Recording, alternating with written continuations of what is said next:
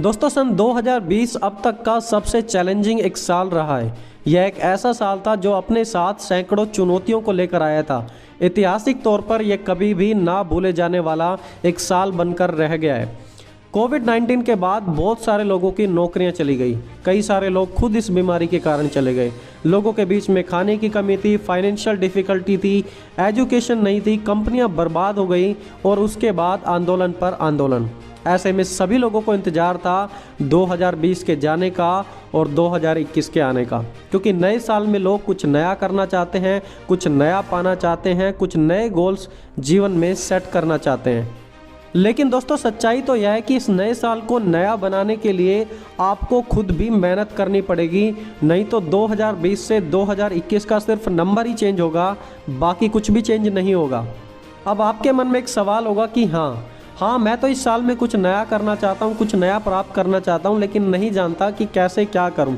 अब आप और मैं कैसे इस नए साल को एक मीनिंगफुल साल बना सकते हैं, यही सब आज हम इस वीडियो में डिस्कस करेंगे। तो वीडियो को अंत तक देखना। चलिए दोस्तों हम शुरू करते हैं।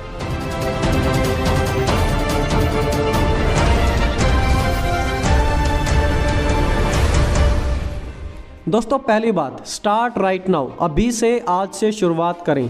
आप हर साल गोल्स बनाते हैं, लेकिन जब आप एंड में उन्हें चेक करते हैं तो आप उन्हें आधा अधूरा पाते हैं, क्योंकि आप टाइम का, सिचुएशन का वेट करते हैं। लेकिन time will not wait for us. समय हमारा इंतजार नहीं करेगा। टाइम इतनी तेज़ी से जा रहा है, लेकिन आज भी हम कल पर डिपेंड रहते हैं। सोचते हैं कि कल कर लेंगे, कल हो जाएगा। कल वालों का कल कभी नहीं आएगा। इसलिए स्टार्ट राइट नाउ। अभी से, आज से ही शुरुआत कर दें। इस दुनिया में 3 तरह के लोग हैं। एक, जो टाइम से भी तेज चलते हैं, दूसरे जो टाइम के साथ चलते हैं, और तीसरे जो टाइम से लेट चलते हैं। और कड़वी सच्चाई यही है कि आधे से ज़्यादा लोग इस तीसरी कैटेगरी में आते हैं, और शायद आप भी उनमें से एक हैं। इंसान देर करते करते बहुत कुछ खो देता है। ये जो आज आपके पास समय है, इससे अच्छा समय आपको कभी भी नहीं मिल सकता है। इसलिए किसी का, कल का, अच्छी सिचुएशन का वेट मत करो।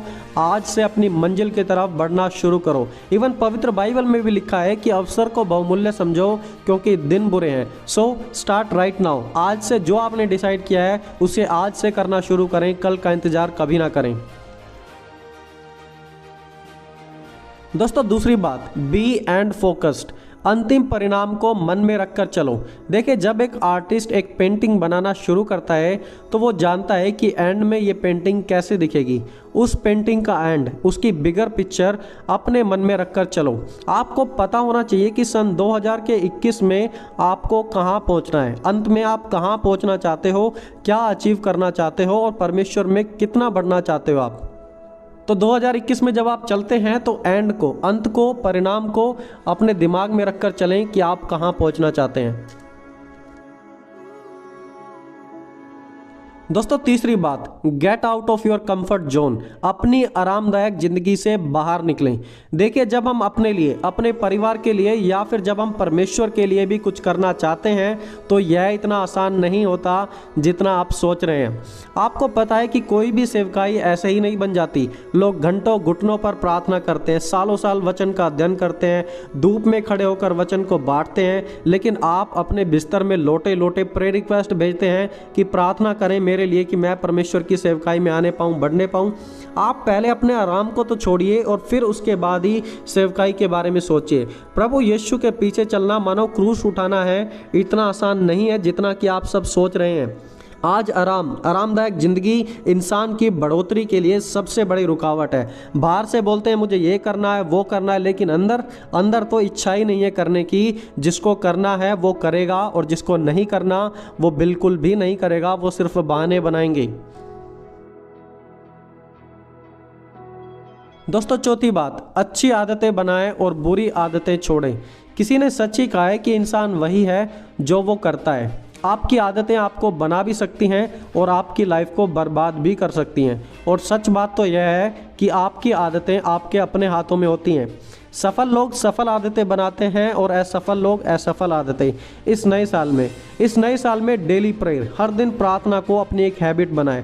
नो मैटर कि क्या होता है क्या नहीं होता, लेकिन आप प्रेयर करें, टाइम सेट करें और हर दिन प्रेयर करें आप।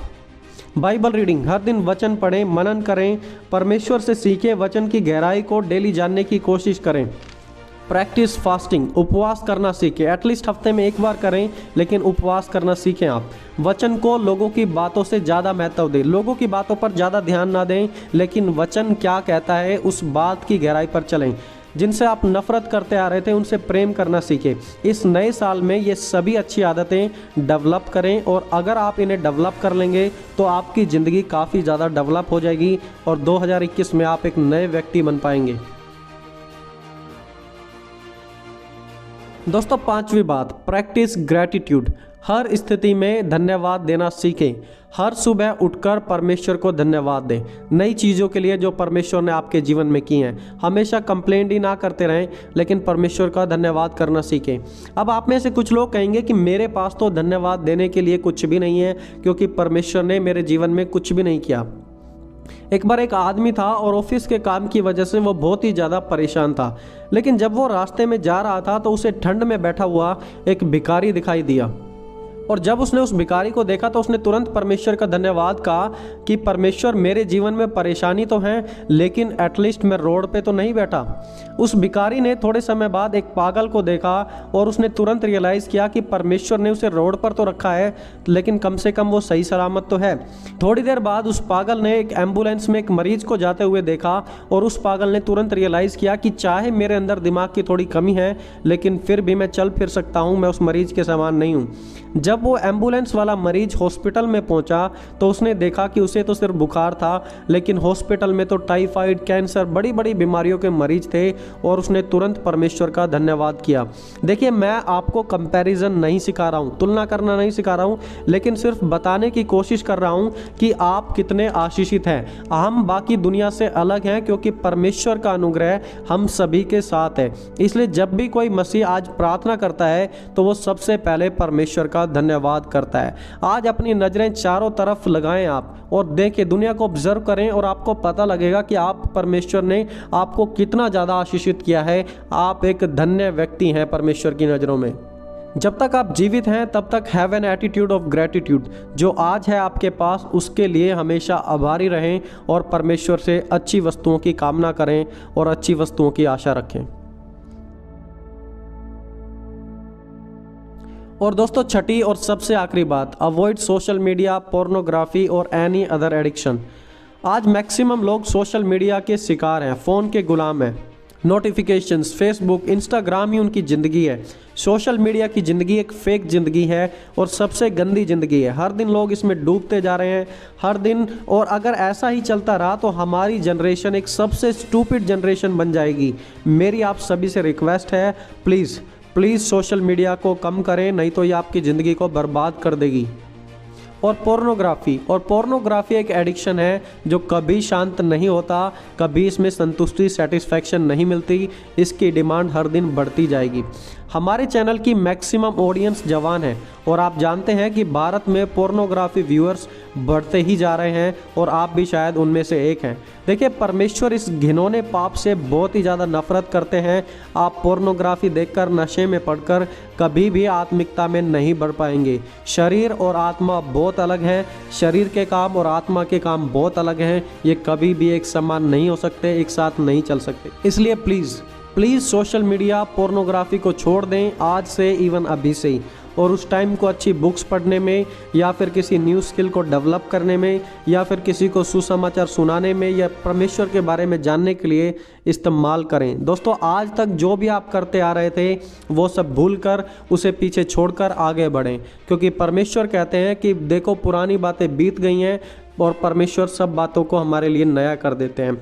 और दोस्तों, मुझे पूरा विश्वास है कि अगर आप ऐसा करेंगे तो यह 2021 जरूर ही एक बड़ा ही स्पेशल साल हम सभी के लिए बनेगा और परमेश्वर हमारी बदलावट को देखकर जरूर खुश होंगे। तो गॉड ब्लेस अस ऑल। प्रभु हम सभी को आशीष दे। मेरी तरफ से आप सभी को, आप सभी के परिवारों को ए हैप्पी न्यू ईयर।